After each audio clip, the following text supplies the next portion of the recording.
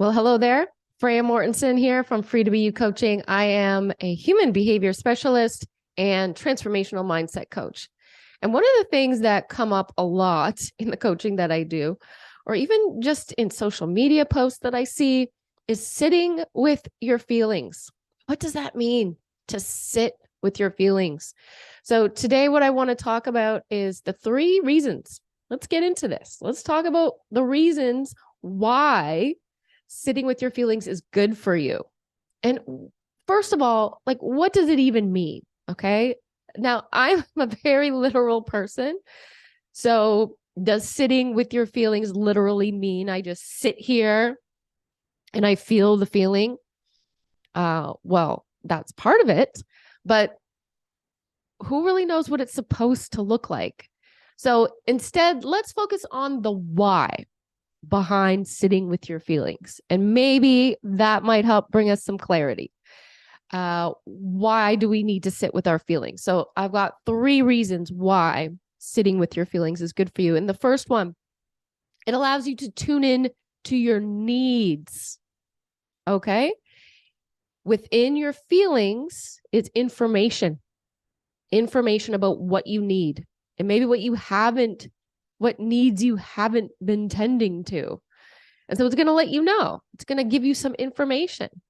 Feelings are information about what you need. Okay. We'll get into this a little bit more, but first of all, it helps you to tune into your needs. And I know a lot of people say, I don't know what I need. I don't know what my needs are. Well, sitting with your feelings will help you understand that. Maybe you just need to sit with your feelings to figure out what your needs are. Number 2 is it allows you to build compassion for yourself. And compassion, self-compassion, is a feeling. And so we'll explain this a little bit more. But number 3, the reason why you need to sit with your feelings is so you learn how to take responsibility for your feelings by developing a healthy level of emotional maturity. It helps us to be emotional, mature adults. Now, imagine your child comes to you on the verge of tears. Okay. There's a few ways you could respond to them. 1, you could ask them, what's wrong? What happened? Offer them some compassion, validation. Yes, that makes sense. I can understand why you would feel sad. Okay. And just listening, not trying to fix it, not trying to make them feel better, just listening, which I'll have you know has the effect of making someone feel better. Just by listening to them. People feel heard when you listen to them. People just need to feel heard and validated. And that in itself can allow you to feel better. So do you come, the child that's come to you on the verge of tears, are you responding to them with compassion and validation, not trying to fix them, just listening? Or are you coming in strong, like, what happened? Who did this to you? We'll make them pay for this. Let's make them feel sorry for doing this to you. How dare they? That's horrible. Oh my gosh, we really need to put an end to this. This is a big problem, okay? It depends what your kid's coming to you with. They could just be sad because their toy broke. Oh, we'll get you another toy. Don't worry about this toy. We'll get you another one. Or you blame them, right? Oh, you broke your toy? Well, I told you. If you kept throwing it down the stairs, it was going to break. So what do you expect? Now it's broken. Okay, so this is very invalidating, right? Here we go. Are you validating your feelings or are you invalidating them? And the third way that you could respond to your kid is in this invalidating way. What are you crying about now? Oh, you're overreacting. You're being too sensitive. Leave me alone. I don't got time for your tears. I'm trying to get some work done over here. Go watch a show. Get out of my hair. Go find something to do. Don't bother me with this. Okay. Now listen, whatever example that you show up for your child in, this is also how you have to show up for yourself. This is how you sit down with yourself and you ask yourself, okay, I'm on the verge of tears right now. What's bringing on this feeling for me? And allowing myself to feel this way, giving myself compassion and empathy while I experience this emotion, instead of telling myself, I got to seek revenge on this person or I'll get them back. And, and then they'll know how I felt. Or just like not even telling myself that I'm being too dramatic, and to get a hold of myself, stop crying. This crying's ridiculous. Let's just have a beer, turn on the television, forget about it. Let's get ourselves to feel better, right? Get over it. I'm sure that the way you're responding to your kids, you're aware it's not sensitive, right? It's not validating. And we can take note and we can change course. But it's really hard. It's super hard. And it's likely the way that we've been taught by our parents, right? Yeah. Our parents did this to us. So we think it's normal, it's okay. But what ends up happening in the long term is you don't take care of your emotions in a responsible way. You become emotionally immature. And as adults, being called emotionally immature doesn't feel very nice. But the reason why we need to start sitting with our feelings is so we can take responsibility for our emotions in a healthy way, instead of invalidating and engaging in self-medicating behaviors to make ourselves feel better. We'd give the kid a cookie, we give ourselves a glass of wine. And is that really fixing the problem? Because in the long term, it's not. We know it's not. But what's better is to sit there and ask ourselves, what do I really need right now? Okay. So for those of us that have never been emotionally validated, you wouldn't have learned to do this. So it's like, don't blame yourself. Don't give yourself all this judgment, because maybe that's what you're doing right now. You wouldn't have learned to do this, but you can learn how, which is what this video is intending to do right now. So if you're that kid that had parents who responded in those invalidating ways, you never knew what it felt like to have your emotions validated. Instead, they were just dismissed, made out to be someone else's fault or someone else's responsibility. So it's about being responsible for your own emotions. And like I said, it's also a sign of emotional maturity when you can regulate your own emotions, when you can do that for yourself.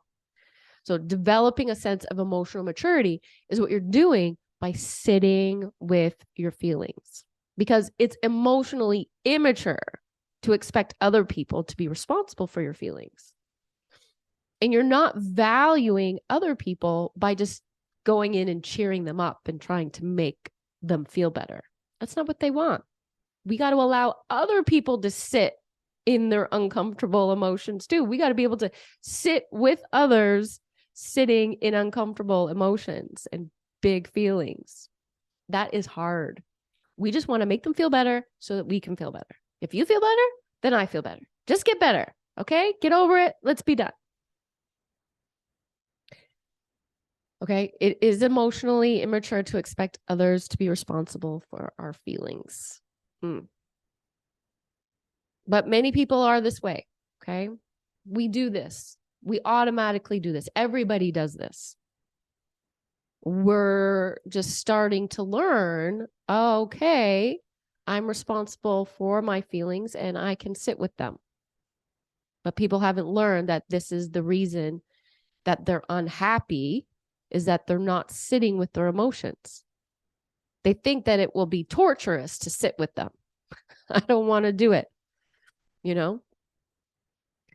I'll get to more of that in a bit, but it's really an illusion to think that when other people change, then you'll feel better.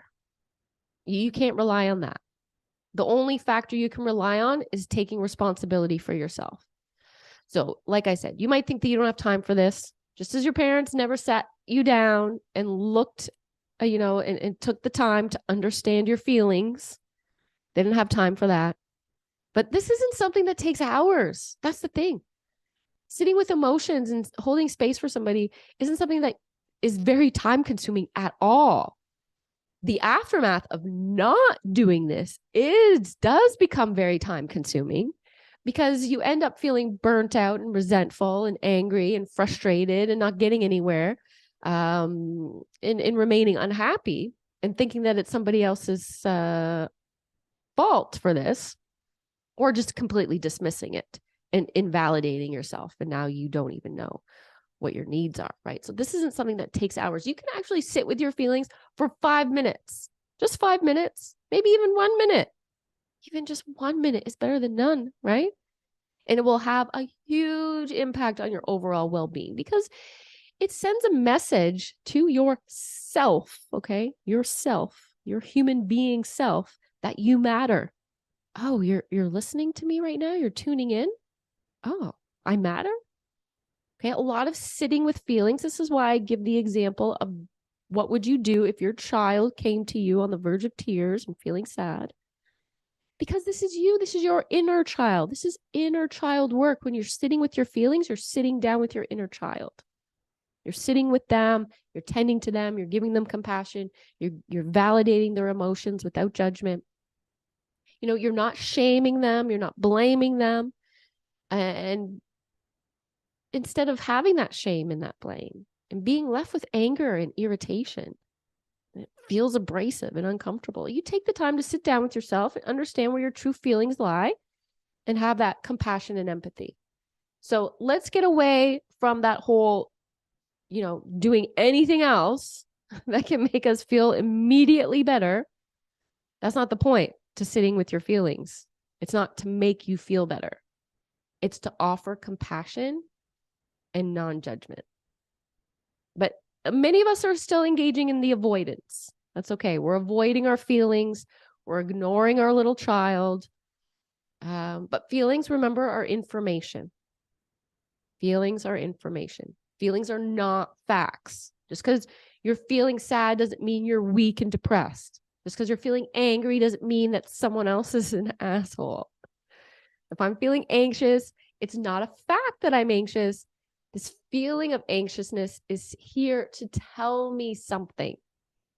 Maybe that I'm not tending to my needs. Well, what are my needs? Well, maybe it's that I need to cry right now. Maybe it's, I need to set a boundary with somebody. Maybe it's telling me that I need to go lay down because I'm tired. Maybe it's telling me that I haven't eaten very well today, and I drank too much coffee and we need to tend better to our nutritional needs. Maybe there's an unresolved conversation that I keep playing over and over in my head and I need to come to peace with it somehow. Right? So I can communicate, I can journal, I can let go. This is how I can relieve my anxiety. It's by tending to my needs. My feelings are information. They're giving me information about what is it that I need. Sitting with my feelings involves asking myself, what do you need? So what have I been depriving of myself that's been bringing on this loneliness? Am I depriving myself from fully feeling the grief from losing someone important in my life? Have I been too hard on myself and telling myself to keep pushing on and stay strong and just get over it? Have I been depriving myself of the need to have a good cry and slow down and reflect on the loss of a special relationship with compassion? A lot of times we'll say, oh, I shouldn't still be feeling this way. Well, don't shit on yourself. You are feeling this way. If you keep telling yourself to get over it and stop feeling this way, oh, we've taken too long. This shouldn't take this long, right? I shouldn't still be sad over this thing, but you are. And then maybe the reason that you are is because you haven't allowed yourself to fully give yourself compassion for whatever that was and tend to your needs. Okay, this takes practice. This isn't something that people are going to just immediately fall into and be like, yeah, I got this. I'm a pro at this now. We're never going to be a pro at life. It's always practice. Life isn't a performance. It's always practicing. Okay, so I want you to fully embrace this word compassion, because compassion doesn't tell you you shouldn't feel that way. Compassion doesn't say what's wrong with you. Compassion doesn't say get over it. Compassion is what brings you it really brings you to sit with those feelings. It's what tunes into your need to be validated, heard, understood, comforted, and consoled. So after sitting with the feelings and understanding that it's just a need that you have without judgment. Okay? Sitting with your feelings means that you're present and open to learning about what it is that you need. Feelings are information. I can't say that enough. And you're a loving guide. Okay? Feelings are a loving guide toward giving yourself exactly what you need. But you got to tune in, because if you're ignoring your feelings and pushing them away and stuffing them down and numbing them out, they're never going to be acknowledged. And as a result, you stay stuck, and these feelings over time become stronger and stronger and even more unbearable, which means that you're pushing them away, stuffing them down, and numbing them out requires more and more effort and creates a disconnection from yourself and who you really are. So sitting with your feelings means connecting with yourself.